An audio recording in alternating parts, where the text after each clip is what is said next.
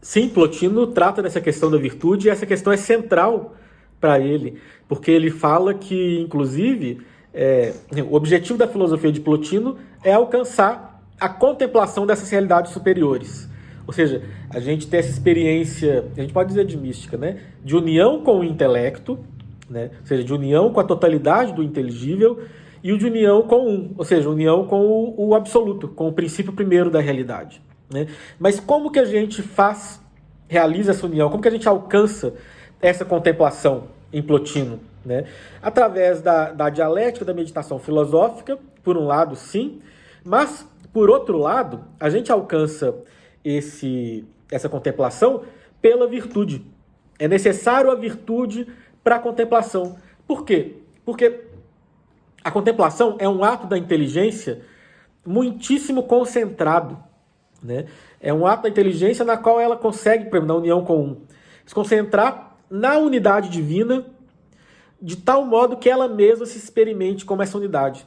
Então não dá para atingir a contemplação, experimentar a unidade, com fome, pensando no que falaram mal da gente, com medo de pegar uma doença. Entende? Precisa esse desprendimento muito, muito forte para que a gente consiga se concentrar verdadeiramente. Né? Então, Plotino, inclusive, tem um tratado contra os gnósticos, e os gnósticos tentavam alcançar essa contemplação fazendo rituais. Né?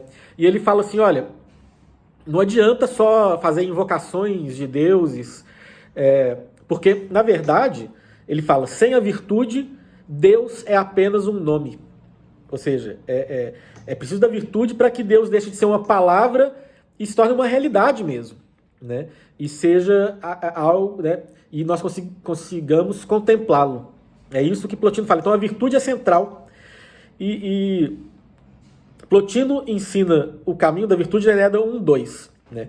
E aí ele fala de níveis da virtude. Essa ideia é muito interessante. E ela é interessante, entre outros motivos, por quê? Isso tem a ver com a terapia das paixões. Né? Existia uma discussão na filosofia antiga sobre qual era o ideal com relação às paixões. Então, alguns filósofos, como os platônicos principalmente, tá? E os aristotélicos, que pensavam que o ideal era uma moderação das paixões. Ou seja, as paixões são uma coisa necessária para os seres humanos nessa vida. Mas elas têm que ser moderadas, senão a gente vira escravo delas. E os estoicos falavam não em metriopateia, ou seja, a moderação das paixões, mas em apáteia, ausência de paixões. Né?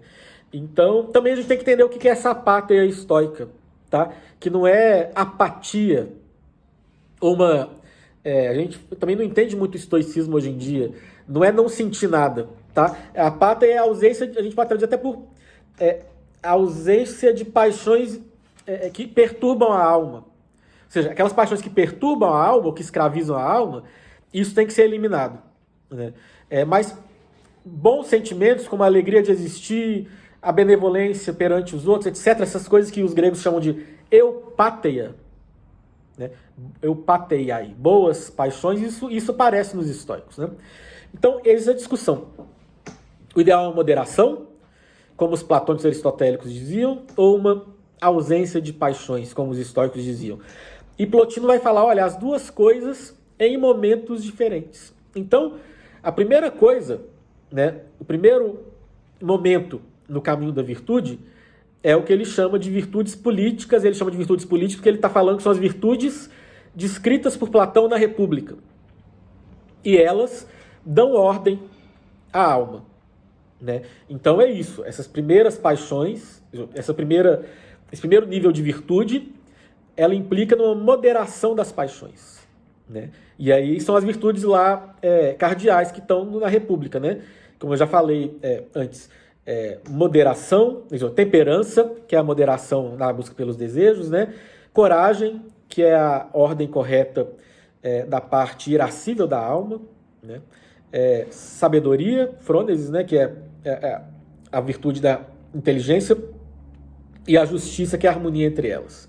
Então, primeiro, né, a pessoa que está no caminho da virtude deve buscar a moderação. E essas virtudes, enquanto virtudes que trazem ordem para a alma. né? Mas Plotino fala, para a gente chegar nos níveis superiores de contemplação, a gente tem que alcançar um nível superior de virtude. E esse nível superior de virtude, ele vem a partir da prática das virtudes purificativas. E ele fala em catarsis, ou seja, a gente vai purificar a alma de suas ligações com o corpo, o que não é separar a alma do corpo. Apesar de Plotino usar a palavra afáirese, separação, como eu falei, é uma palavra tradicional que tem um sentido retórico, né? Mas não é que vai morrer, separar a alma do corpo é morrer, né? Não é isso, é se desprender das realidades corpóreas, ou seja, como que ele fala?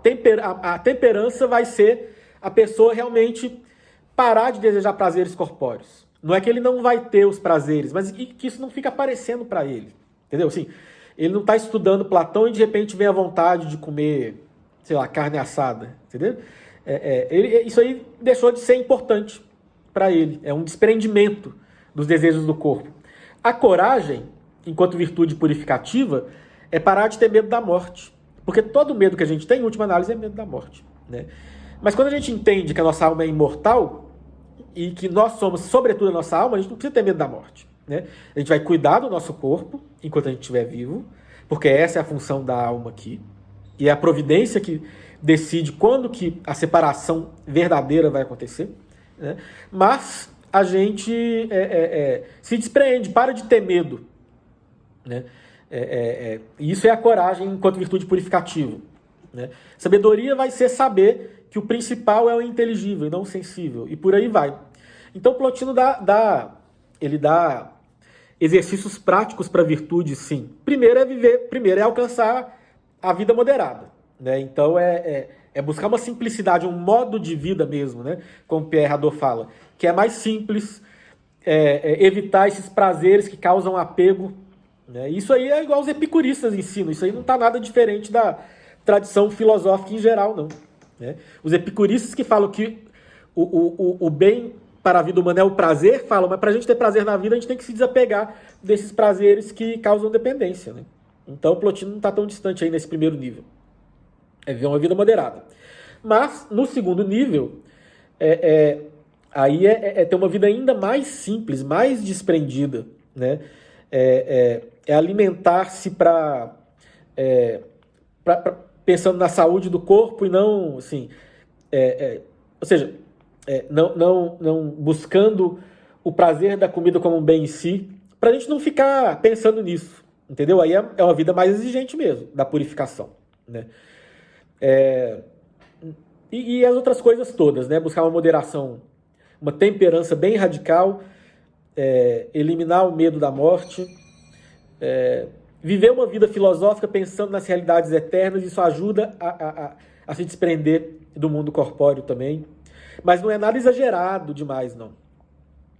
Quando a gente pega, por exemplo, os padres do deserto do Egito, né? Tem essa tradição egípcia que aí é um outro contexto, que não é o contexto filosófico, tá? Os monges do deserto, os padres do deserto, eles estão numa batalha espiritual contra os demônios que habitam o deserto, né? Eles estão querendo conquistar território para Cristo. É isso que quando a gente vê os textos estão fazendo. Expulsar os demônios que moram lá e instaurar lá a vida, instaurar naquele pedaço de terra mesmo o domínio de Deus, né? Então aí é mentalidade de guerra mesmo, de guerrilha mesmo, assim. E aí eles têm essa ascese radical, né? Tipo, Santo Antão comia um pedaço de pão uma vez por semana, mas é porque eles estão numa guerra, uma batalha espiritual, né? No deserto, que é o lugar onde o demônio habita por excelência, nessa mentalidade aí dessa região. Inclusive, Jesus vai e fica 40 dias jejuando no deserto porque ele está enfrentando o demônio num dos lugares que ele mora, né? Então é outro contexto. Na filosofia antiga, essa ascese é mais de buscar uma vida simples mesmo, que é uma ascese também dos cristãos que não estão nessa guerra espiritual contra demônios no deserto do Egito, né? Em outros contextos também, por exemplo, no nosso atual, né? Então, é isso. A vida que Plotino fala da virtude é buscar as realidades superiores através da prática da filosofia, é ver uma vida moderada e simples, é eliminar o apego aos prazeres do corpo e aos medos também, que em última análise se reduzem ao medo da morte. E sobre isso tudo, ele fala na Enéida 1:2, né? E ele dá a entender que tem alguns exercícios espirituais aí em jogo também, né? Para usar essa expressão que o Pierre Hadot usa para falar da filosofia antiga, que ele pegou de Santo Inácio de Loyola, né? Da tradição jesuíta dos exercícios espirituais. Então, ele dá a entender que existe, quando surgem esses desejos e esses temores e essa ira, que a alma pode fazer um diálogo, né? O ser humano dialoga com ele mesmo, ou seja, a parte superior da alma com as partes inferiores da vida psíquica. Tem um diálogo mesmo, a gente fala e acalma essa nossa parte inferior aí, né? De algum modo. Tem então esse diálogo consigo mesmo. Na Enéida 1:4, ele parece estar praticando um outro exercício típico dos estoicos, que é a premeditatio malorum, que é um jeito de eliminar o medo, pensando assim, se o pior acontecer, o que eu faço? A gente treina e a gente vê que mesmo... E aí ele fala lá, inclusive é interessante, Agostinho, no fim da vida dele, Hipona estava sendo sitiada pelos bárbaros, né?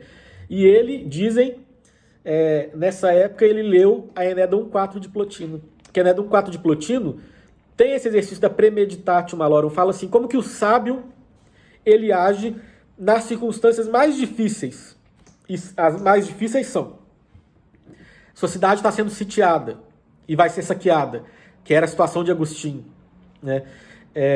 Você está para ser sacrificado para um deus aí de um outro povo, essa coisa assim. Você está prestes, você sofreu um feitiço. Está padecendo de um mal por causa de um feitiço que fizeram contra você. As coisas que as pessoas tinham mais medo naquela época, né? E ele fala que o sábio, como a alma dele é superior a esses males todos, né? Ele tem um espaço de liberdade, de felicidade, que ninguém pode tirar. Então essa prática da premeditatio malorum, de pensar nos males e pensar como que o sábio agiria nesses momentos, e como que mesmo nessas piores circunstâncias, ele ainda teria uma esfera aí de liberdade, de impassibilidade, de felicidade. Isso também é um exercício espiritual, que é uma terapia das paixões, né? Então tem esses exercícios espirituais aí. A concentração no momento presente, que o Pierre Hadot fala sobre isso, quando ele fala dos exercícios espirituais dos antigos. Em Plotino tem isso, na Enéida 1:5. Então, na verdade, Plotino... muitos dos exercícios espirituais de Plotino e do caminho para a virtude que ele propõe é muito parecido com de outras escolas, tem muita coisa que é parecida com o médio platonismo, com o estoicismo, até com o epicurismo mesmo, né? E o que é específico do platonismo é essa meditação nos níveis e a busca pela contemplação das esferas superiores da realidade, né? Que é um mundo inteligível, que é o inteligível e o um.